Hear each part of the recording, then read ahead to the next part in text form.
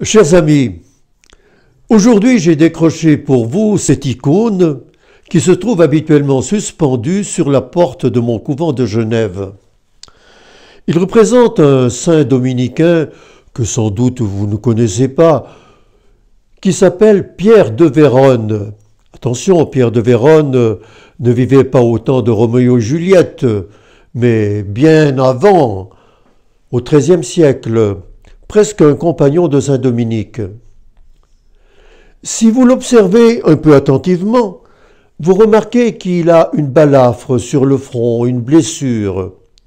Le symbole, évidemment, de sa mort qui fut fatale, parce que ce prédicateur dominicain a été assassiné justement au cours d'une de ses prédications, alors qu'il tentait de ramener à l'unité de l'Église des dissidents.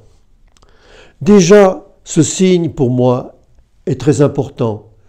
Il me rappelle tous ceux et toutes celles, et même des enfants, qui aujourd'hui meurent, assassinés, parfois dans des églises, dans le monde, en Afrique, mais pas seulement en Afrique et ailleurs, à cause de leur foi.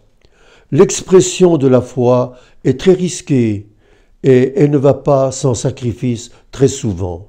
Et Pierre de Vérone nous le rappelle. Et puis, il y a un deuxième symbole. Vous avez remarqué qu'il a la main sur ses lèvres, comme s'il voulait s'interdire de parler. C'est tout de même le comble pour un prêcheur que de s'interdire de parler. Eh bien, il veut nous dire quelque chose de profond. Bien sûr qu'il prêchait, mais avant de prêcher, avant de dire la vérité ou de ce qu'on croit être la vérité, il faut l'avoir médité très longuement dans son propre cœur. On ne peut dire que ce qui a été mûri en nous-mêmes. Et finalement, comme saint Dominique nous le conseillait, l'a conseillé à Pierre de Vérone, le conseille à nous autres aujourd'hui, et vous le conseillez à vous aussi, ce qu'on peut exprimer aux autres doit d'abord avoir été longuement contemplé dans notre cœur. Je vous souhaite cet adage, qui est plus qu'un adage, mais peut-être un devoir. Au revoir.